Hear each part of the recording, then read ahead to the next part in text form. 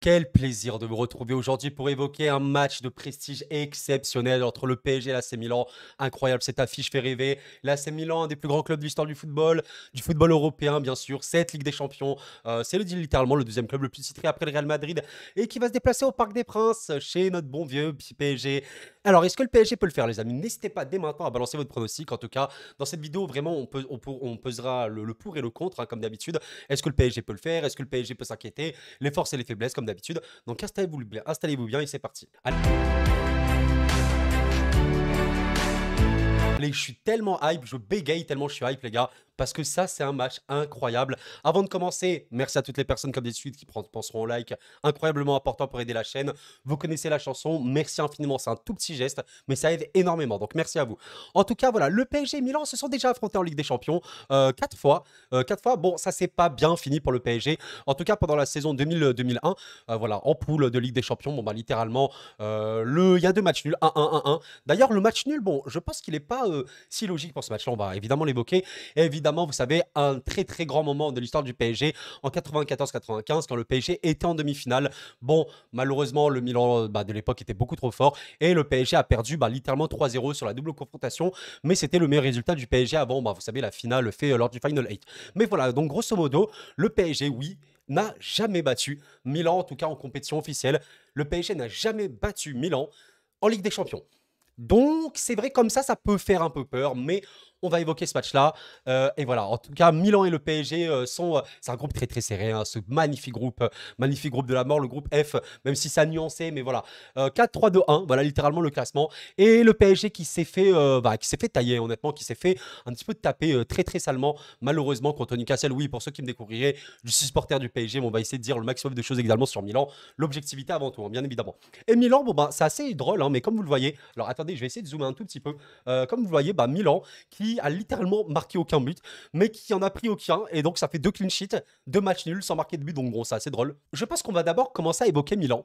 Milan qui, honnêtement, les amis, ce serait mentir de dire qu'ils font un mauvais début de saison. Non, Milan est quand même deuxième de Serie A, et honnêtement, même si je dois évoquer par rapport à Dortmund, je trouve qu'il y a quand même des choses compliquées malgré leurs bons résultats. Je trouve que Milan, c'est moins le cas. Il y a quand même de vrais motifs de satisfaction, même si je suis d'accord, il n'y a pas tout qui va bien. Voilà, je pense notamment à Stefano Pioli, vous savez, actuellement, l'entraîneur de Milan qui voilà, ne fait pas trop l'unanimité actuellement. Mais à part ça, c'est honnêtement voilà, assez bien. Il y a quand même de belles victoires, de prestige.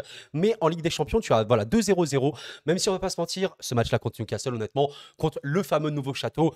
Comme tu le vois un petit peu juste dans les stats brutes et pur papier, 25 tirs, 9 cadrés, 6 tirs pour Newcastle, un seul cadré. Bon, honnêtement, ce match-là, tu le rejoues 10 fois, Milan le gagne 8 ou 9 fois. C'était un peu une anomalie pour Milan de ne pas le gagner. D'ailleurs, vous voyez cette compo, je pense que c'est à peu près la compo qu'on verra contre le PSG.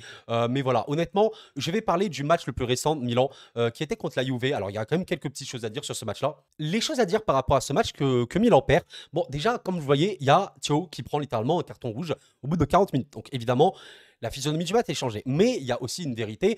Je suis désolé, mais comme tu vas au cage, comme tu vas en latéral, d'ailleurs, il y a eu Florenzi, MDR, c'est pas les titulaires. Je suis désolé, mais on va dire, oui, mais Koro, c'est juste des joueurs, machin.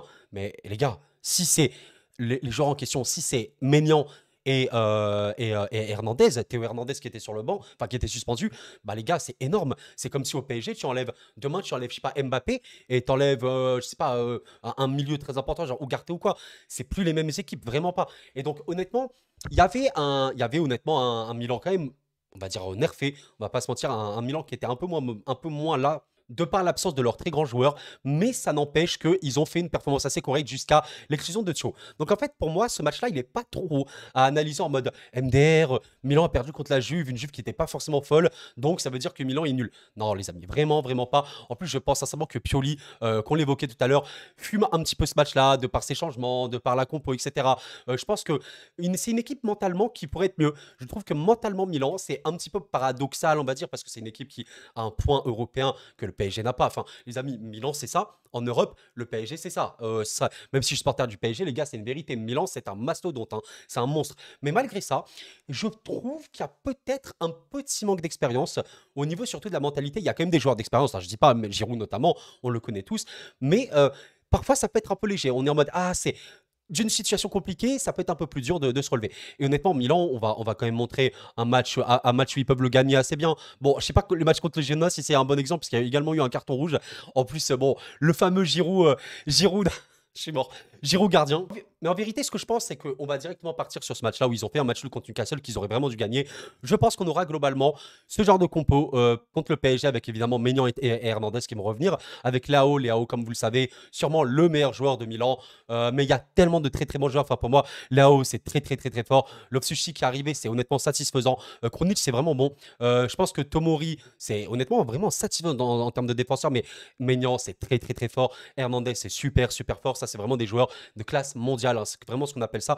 Et il y a quelque chose sur le banc là qui était contre Newcastle, c'est vraiment Pulisic. Alors les amis, Pulisic, je vais vous montrer un petit peu le mercato de Milan. Bah voilà, les 3 joueurs les plus chers, il y avait Pulisic. Et Pulisic, c'est une immense satisfaction.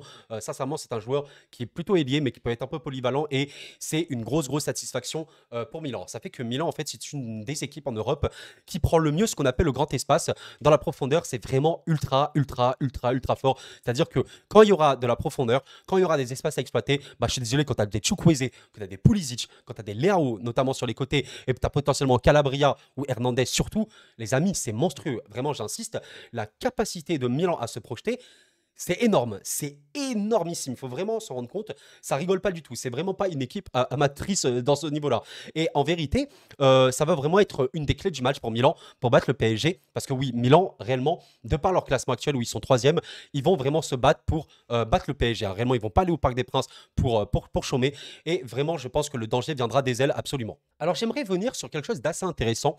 La grosse claque, humiliation que s'est pris l'AC Milan, voilà, de manière assez folle, contre le rival en plus, l'Inter. Milan s'est fait imploser. Très honnêtement, je vous avoue que ce match-là, il est assez compliqué à analyser parce que, bah, vous voyez, cette équipe-là, je pense que ce sera un peu l'équipe qui aura contre le PSG. Vraiment une sorte d'équipe type. Et qu'est-ce qui s'est passé? Je vais vous dire comment je vois les choses, mon analyse très modeste, hein, bien évidemment. Je vais évoquer justement que Milan avait un petit peu de mal à répondre à la pression, un petit peu de mal à se hisser, on va dire, sur le plan mental quand c'était très chaud. Et honnêtement, j'ai vraiment eu l'impression que contre l'Inter, notamment, c'était le cas. Et je me demande si Pioli n'a pas un peu lâché du lest concernant son effectif. Je pense sincèrement qu'il y a peut-être un petit peu moins le message qui passe. Et tu le sens un petit peu parce que là, notamment contre l'Inter, ils se font broyer, honnêtement. Et t'as pas à un moment où tu sens l'AC Milan en mode, ok, c'est bon, on est révolté, on va tout imploser. Pas du tout. Donc en fait, c'est un motif d'espoir aussi pour le PSG parce que si le PSG tape très vite, très fort, 1-0 assez rapidement, tu peux les enfoncer. Parce que le répondant mental et tactique, notamment du coach adverse, ça va pas être monstrueux. Ça va pas être non plus le Real Madrid, ça va pas être le Manchester City ou quoi. Vraiment. Et c'est pas pour insulter Milan, qui est une très bonne équipe. Sachant que Milan, je trouve que c'est une équipe qui impose un rythme physique très important, notamment grâce à grâce à leur milieu Krunic, Loftus-Cheek, Reinders. Mais malheureusement, là, en tout cas, contre l'Inter, ils se sont fait défoncer. Alors oui, je suis d'accord, le milieu de l'Inter est assez monstrueux. Hein. D'ailleurs, Mkhitaryan qui avait mis un doublé assez fou. Et voilà, donc c'est à peu près ce que je pense pour l'Inter, pour Milan, pardon. C'est vraiment une équipe qui va essayer de jouer dans la transition, dans la profondeur. Ça va vraiment vouloir exploiter le grand espace ou même les petits espaces, etc. Et ça va se projeter. Je pense pas que Milan aura la possession. Réellement pas. C'est pas une équipe qui a vocation à avoir de la possession. Même si là, je pense qu'on contre l'Inter, ils l'ont. On va vérifier ça rapidement parce que l'Inter non plus ne joue pas forcément la possession. Voilà, ils ont 60% de possession, mais partez du principe que contre le PSG, ils vont clairement lâcher le ballon et contrer parce qu'ils ont des flèches. Enfin, Hernandez Calabria, même si Calabria, on peut en penser ce qu'on veut, il y a quand même Hernandez là-haut, c'est totalement délirant. Pulisic ou Chukwueze, c'est très fort. Et tu as toujours Giroud qui peut terminer. Donc voilà, c'est un petit peu ce que je pense. Donc vraiment, la clé pour le PSG, ça sera au maximum d'éviter ces transitions, ces contres. Maintenant, on va évidemment évoquer le PSG. Il y a pas mal de choses à dire. Le PSG, c'est une grosse humiliation subie à St. James Park, on va pas se mentir. C'est un match qui a été assez honteux sur beaucoup de points, honnêtement. Je n'ai pas beaucoup reconnu le PSG là, et honnêtement, il y avait aussi un truc très malsain. Oui, comme vous le voyez, 4 attaquants. Je pense que c'était un peu une folie de partir à 4 attaquants, surtout quand tu as un milieu Longstaff, Tonali, Guimarães. Hein, on connaît plutôt un très bon milieu de terrain, un milieu de terrain qui fait du mal, hein, vraiment beaucoup de mal. Et tu allais avec Warren Zaïre-Emery et Ugarte en double pivot, mais ça a été complètement dispatché. C'était mauvais. Voilà, on va dire les termes. C'était mauvais. J'ai trouvé que la réponse d'Enrique n'était pas bonne. Et honnêtement, on va pas partir sur ça, je pense, sincèrement, pour le PSG. Je pense qu'on va partir sur un truc beaucoup plus comme PSG Strasbourg, c'est-à-dire voilà, une compo avec vraiment 3 attaquants attaquants, on va dire plutôt, et deux, trois milieux. Mais Vitinha risque de rentrer. En vrai, je pense sincèrement, on va remontrer tout simplement ce match-là contre le PSG Dortmund. Enfin, contre Dortmund, vous voyez, le PSG a joué comme ça avec Warren Zaïre-Emery, Ugarte, Vitinha. Les amis, je suis quasi sûr que ça va être comme ça pour Milan. Ou peut-être Kangini à la place de Vitinha, mais je pense que Vitinha part quand même avec une avance. Sachant que lors du match, le dernier match du PSG contre Strasbourg, vous aviez beaucoup de personnes sur le banc. Je pense à Dembélé qui était sur le banc, Colomani était sur le banc, Warren Zaïre-Emery n'était pas là parce qu'il a une légère blessure, Ugarte était sur le banc et Hakimi était sur le banc. Même Skriniar, en vrai, qui est un peu un titulaire. Donc ça fait que tu avais la moitié de l'effectif, l'équipe type qui était sur le banc. Et honnêtement, voilà, c'était aussi en termes de repos et pour les préparer à ce match-là. Je pense que le PSG aura totalement l'envie de gagner, surtout au Parc des Princes. Et je vais vous dire une stat assez intéressante. Le PSG, sur les 34 derniers matchs au Parc des Princes, c'est 27 victoires pour une seule défaite. Et c'est nul du coup. Alors oui, c'est juste des stats, mais 34 matchs, une défaite au Parc. C'est quand même très très bien en Ligue des Champions, sachant que oui, certes, comme je l'ai montré tout à l'heure, bah, le PSG n'a jamais battu Milan. Voilà, c'est pour ça que je vous dis que le match nul, même historiquement parlant, ça peut quand même s'expliquer. Mais on va pas se mentir, il y a un monde où le PSG arrive vraiment à mettre vraiment à mal Milan. Je vous explique comment je vois le match. Maintenant, il faudra répondre juste à une question. Est-ce que Warren Zaïre-Emery sera présent? Parce qu'il semblerait qu'il soit un peu blessé. Et je vous montre ce tweet de Jamel, qui est vraiment une des personnes les plus fiables concernant le PSG, qui a littéralement dit que Warren Zaïre-Emery n'a pas participé à l'entraînement collectif aujourd'hui. Et donc, voilà, ça peut quand même être un peu problématique, même si, comme vous le voyez, on voit qu'il a participé, mais c'est l'entraînement individuel. Donc, est-ce que Warren Zaïre-Emery sera présent? On rappelle quand même que malgré son très jeune âge, c'est un titulaire indiscutable au PSG. Quel serait le potentiel remplaçant de Warren? Bon, bah, tu as potentiellement Danilo, même si, bon, en vrai, c'est plus un défenseur dans la tête de Luis Enrique. Ce qui irait le plus, c'est peut-être Fabian Ruiz ou peut-être vraiment Barcola dans un rôle vraiment très spécifique au milieu. Ou alors, on ne sait pas, peut-être Solaire, je dis n'importe quoi, le Kangini, on ne sait pas. Mais en tout cas, si Warren Zaïre-Emery n'est pas là, forcément, ça change un peu le match. Mais en tout cas, ce match-là, il a une importance extrême pour les deux équipes parce que vraiment, si on se re-regarde le classement, on voit que tout le monde est très très serré et qu'en fait, on est à la troisième journée. On rappelle quand même que en Ligue des Champions, la troisième et la quatrième journée, les amis, ce sont limite les matchs les plus importants. Et on rappelle que le PSG va affronter Milan et dans 2 semaines, le PSG va se déplacer à San Siro. Donc ça va être extrêmement compliqué. En cas de match nul, en vérité, bah, le PSG sera toujours devant Milan. Mais voilà, tu as toujours le risque que Dortmund revienne à 4 points également. Et ça ferait du coup 4 points Newcastle, 4 points PSG, 4 points Dortmund et 3 points Milan. Donc ça ferait extrêmement serré. Et honnêtement, moi personnellement, je vois vraiment le PSG élever vraiment, vraiment de manière très, très conséquente leur niveau, surtout qu'ils seront au Parc des Princes. Et maintenant, par rapport aux clés du match, on va pas se mentir, je vous dis toujours la même chose, mais Kylian Mbappé, bien évidemment, Kylian Mbappé qui est maintenant très, très, très en forme, hein. Encore une fois, un peu comme toutes les saisons, un joueur phare de la saison, un des meilleurs joueurs de la saison, peut-être toujours le meilleur joueur du monde, c'est toujours dans les débats et tout. Malgré sa récente période un petit peu sans but avec le PSG, pas de but contre notamment Clermont, pas de but contre Newcastle, pas de but contre Rennes. Ben, même s'il a fait des matchs plutôt corrects, je pense notamment à Rennes, et certes, il rate énormément, mais la production de Kylian, elle est assez dantesque. Honnêtement, il peut finir avec 3 passes D si les coéquipiers ne croquent pas. Bon, bah voilà, en équipe de France, il a marqué contre Strasbourg, et c'est pas si mal. Mais à part ça, les clés du match, les amis, ça va être aussi bah, une question très très bête, les amis, l'attaque du PSG. Parce que je suis désolé, certes, le PSG en Ligue 1, c'est quand même 20 buts, mais il y a une vérité, c'est que ça croque énormément. Tu as des joueurs, honnêtement, qui sont pas au niveau offensivement. Dembélé, je ne dis pas qu'il n'est pas au niveau. Attention, il y a une nuance extrême que j'ai envie de faire. Dembélé, le joueur du PSG avec Mbappé, qui produit le plus d'occasions. Littéralement. Donc, c'est littéralement le joueur le plus dangereux avec Mbappé. C'est juste qu'il a une finition, j'allais dire proche du néant, mais non, au néant. Voilà, il a une finition totalement nulle. Ramos, il est bon, précieux défensivement, très, très impliqué, énormément de courses. Donc, c'est très, très, très, très bien. Mais avec une finition encore passable, qui pourrait s'améliorer. Et honnêtement, ce qui peut être un peu le plus inquiétant, c'est quand même Randal Colomani, un joueur qui a vraiment une vraie qualité, hein. C'est pas un joueur nul. Il y a vraiment des gens qui veulent le passer pour un joueur nul, mais ce n'est pas un joueur nul. Mais par contre, il ne fait pas satisfaction. Mais c'est vrai que son entrée contre Rennes était plutôt bonne pour le coup. Là, on va pas se mentir. Son entrée contre Rennes était plutôt bonne. Mais là, quand tu vois le dernier match contre Strasbourg, la rentrée est cataclysmique. Donc en vrai, une clé du match, ça va être très très simple pour le PSG. Comment battre Milan? On va un petit peu faire la conclusion maintenant. Pour le PSG, battre Milan, ça se basera sur quelque chose de très très simple. Bien fermer les espaces en contre, en transition, et gérer au maximum les attaques. Alors évidemment, là, je suis en train de vous dire 2 plus 2 égale 4, le mouille, le feu brûle, c'est vrai. Mais encore plus dans ce match-là parce que Milan va techniquement t'imposer un gros rythme physique. C'est une équipe physiquement forte.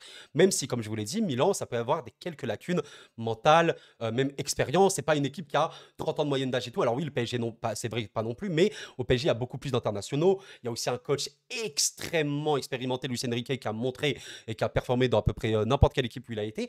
Et là, maintenant, tu vas affronter Milan au Parc des Princes, quand même, c'est un avantage extrême. Je pense sincèrement que le PSG devra absolument finir ses occasions, mais en fait avoir une justesse. Si le PSG techniquement parlant est faible, ça va puer. Honnêtement, je vous le dis la vérité, si le PSG techniquement parlant est faible, ça va être assez sale et je ne l'espère pas. D'ailleurs, vraiment, j'espère que le PSG jouera avec 3 attaquants, mais disons que si Mbappé, Dembélé et Ramos ou Colomani, par exemple, arrivent à bien se trouver, à bien combiner, à être juste, les amis, ça peut être un carnage, bien évidemment. Mais si c'est très abstrait, j'ai un peu peur pour le PSG parce que je sais pas si le PSG va se prendre un but. Je n'espère pas. Mais Milan peut totalement marquer, même si, on va pas se mentir, Donnarumma est plutôt bon en ce moment. Hakimi, quand même si c'est vrai qu'on l'entend très offensif, il est plutôt bon défensivement cette saison. Et globalement, tu te dis que le PSG a trop d'armes.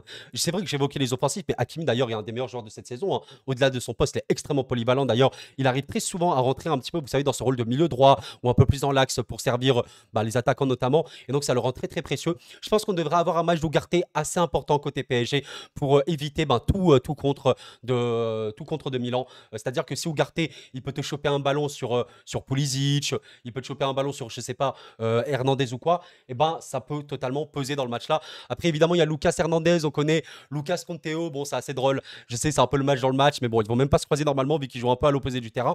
Mais voilà, en vrai, pour le PSG, est-ce que je suis confiant et est-ce que je vais donner un bon pronostic? Honnêtement, je sais qu'il y a un peu la dynamique de Milan en mode le dernier match a été mauvais, etc. Mais c'était une équipe qui a changé. C'est vraiment une autre équipe. Il y a eu un carton rouge, il y avait beaucoup d'absence et ça va pas être le même match. Milan, qui est quand même, je rappelle, troisième avec 2 points, va vouloir marquer ses premiers buts et gagner. Milan, vraiment, veut aller au Parc des Princes pour avoir 5 points. Ça va être dur, mais je vois quand même le PSG gagner. Pour une raison très simple, il me semblerait quand même que la qualité collective et individuelle du PSG est supérieure à Milan. Voilà, juste pour ça, mais ça va être un très gros choc. Milan, il faut vraiment pas sous-estimer cette équipe. Je sais qu'il y a beaucoup qui disent ouais, Milan, c'est pas le Real, c'est pas City, machin et tout. Mais les amis, c'est très fort. C'est le demi-finaliste sortant.